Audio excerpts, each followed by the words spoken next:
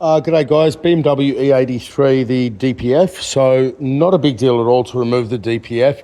I did have a glance online a few nights ago because I've never done one, and people were holding the engine up, taking out the engine mounts. Now I can understand why they do that. I think if you don't have a hoist, you might struggle, but I've just done the job. I'm finishing it off. Now, take the exhaust system off the car. Okay, it slips out where the flex is. Take it off, put it on the ground. Obviously, there's two bars you'll see holding the DPF on. We remove them. So what this is about is just about the worst part of the job, which is actually lining the DPF up. And in this case, you're better off not having a hoist. So if the vehicle is on stands, right, I am not holding the engine up here, guys. I'm just gently holding the DPF up in position. And basically, you want the DPF and the turbo to mate absolutely perfectly. Absolutely perfectly. What I'll do, I'll take the clamp off. Okay, so you can see that, hang on.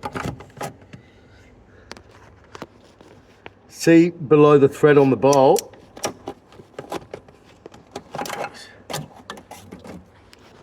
they are mated absolutely perfectly. And a good way of doing it would be to also lean across here.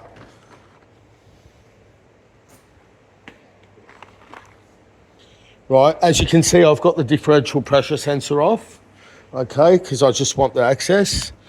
And the best way of doing it, to be honest, isn't lighting always just the isn't lighting always the trouble, right? So I had it jammed in here quite nicely. Okay, so I'm going to put myself over the vehicle to give you a better look. Now, basically, I've got the bolts for the support bolts for the DPF on those two brackets. They're loose, they're not tight. And the DPF is sitting inside the exhaust. So the exhaust has been reinstalled on the car to help hold the DPF up. And then you gently use a jack with a pad on it. And let's see if I can actually get this on while I'm videoing, because that'll show. So can you guys see?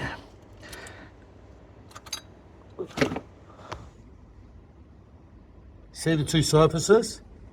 They're mated perfectly, right? So let's see if I can get this on with one hand.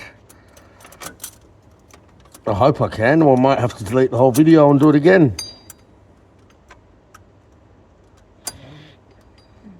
A bit of a silly thing to do, but just to show you that you'll battle and battle and battle and battle, and you can't battle tolerances. So the clamp is now on. Okay, would it help to have a bit of lubricant on there? Oh, the DPF's just moved. The DPF has just moved 1 millimeter ever so slightly out. Okay, note the orientation of this clamp and the spring and the way it sits. If you mix that up, it will not sit. Now, theoretically, I should be going around the other side and looking. Now, this way people battle, I think. I mean, the couplings of the steerings come off here very, very easily, guys. Like, before I pull any mounts out, I would actually pull this intermediate shaft off. That's how I'd do it. If this is like the X1, let's have a look. It should slip straight up. Okay, now, what you're gonna do now is you're gonna run your finger. So you can see here that the clamp has caught the turbo side. And because you can't see what you're doing and you don't want to move the car, we're going to run our finger along the other side, and that's good. The problem is feeling the top of it, so you're just going to have to go on luck. So now I'm feeling that the clamp is by hand in position, and over here you can see, if you look there, if I, whoop, something just moved at the back. So you can see the clamp, see how it's clasping, not the bit under the spring, but the other concave part is wrapped around the turbo. And off you go. You then straighten this one up.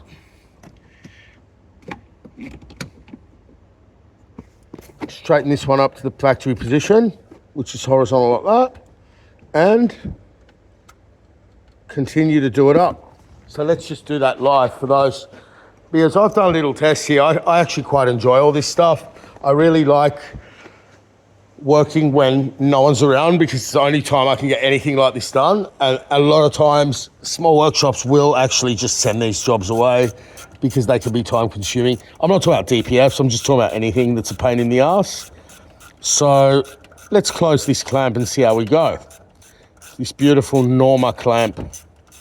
Look at the quality of this car, guys. I drove this home last night trying to regenerate it and all around. I learned a lot actually through the scanner here, because there's two ways in to regenerate, and one of them, when there's codes, will not allow you to regenerate.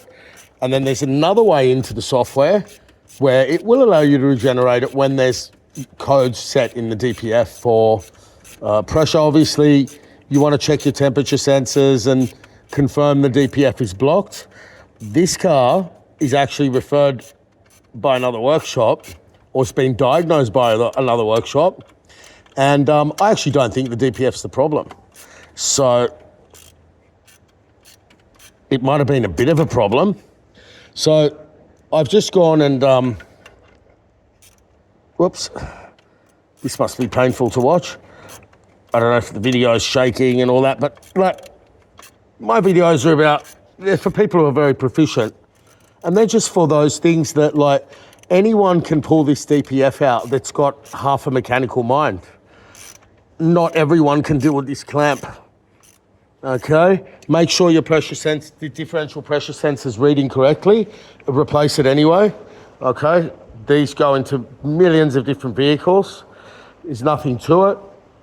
Okay, what's another tip for this car? So I've not released any engine mounts or anything like that. There is absolutely no need for it. Maybe I was looking at the wrong car.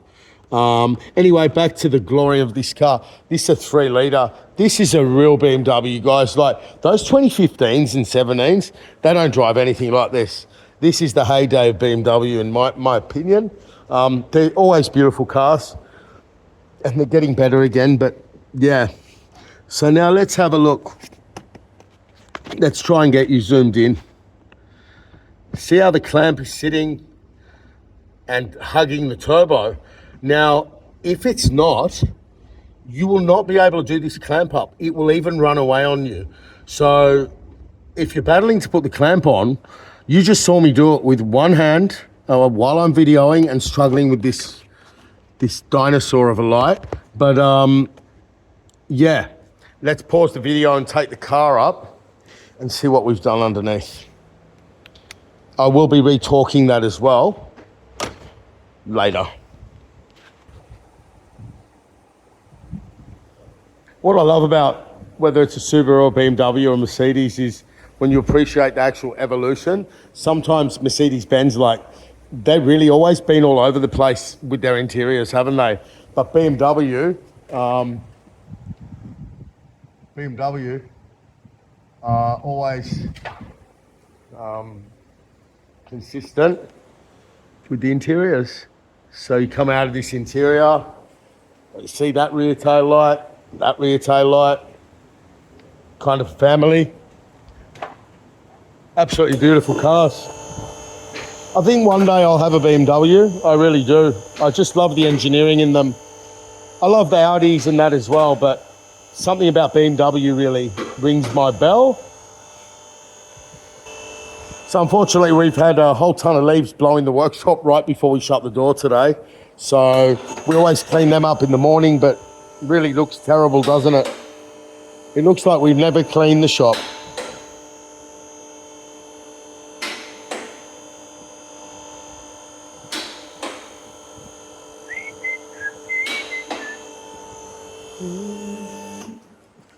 Okay, let's have a look how we've done this.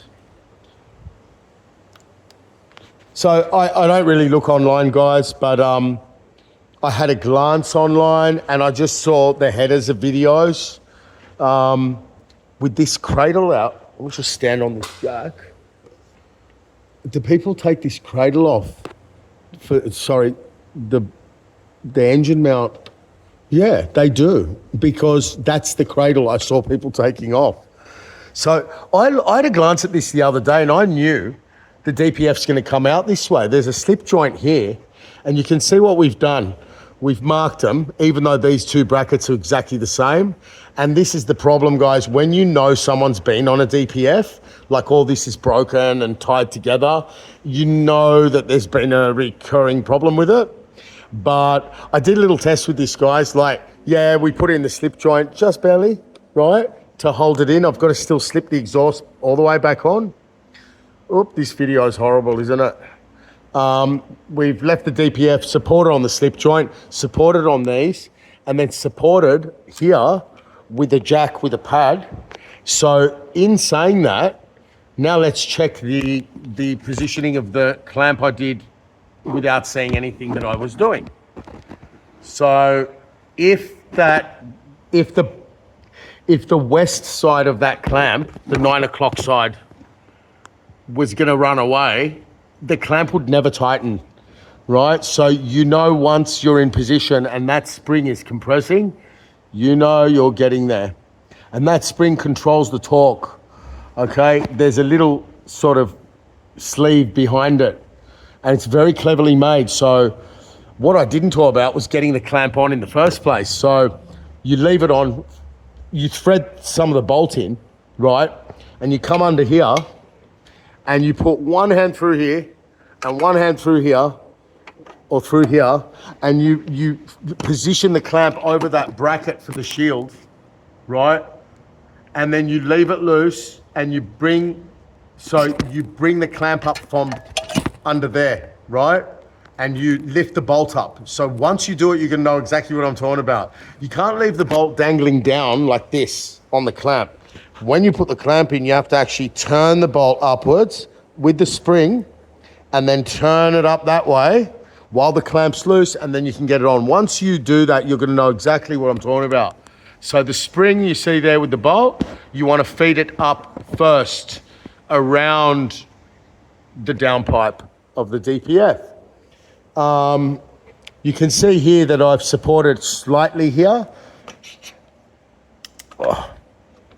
Okay, and you can just see what I did there. I've lifted it slightly, but again, once you get the jack in the right spot, you're not going to need to do that.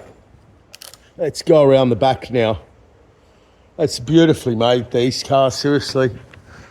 So you're gonna want to do this on the floor if you're on your own, because you will damage the bracket up the front. So this is a very heavy exhaust system.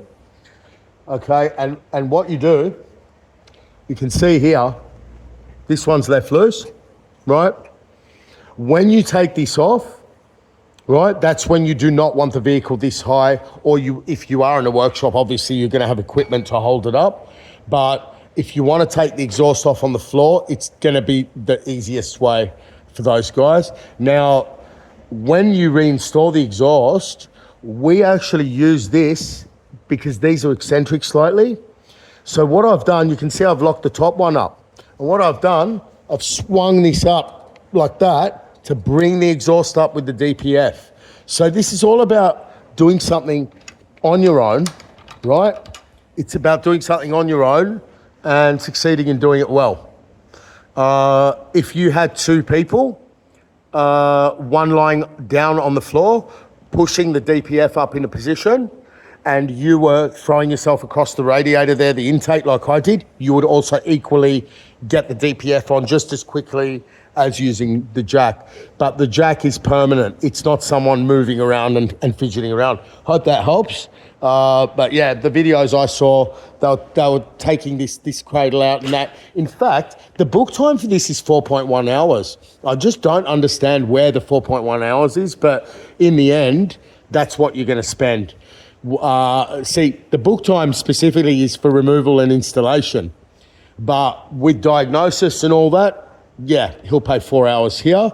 If anyone's charging more than that, then they're not really doing the job the right way, because it is not a 4-hour job. It is, with all the stuff that goes along with it. Okay, and yeah, hope that helps.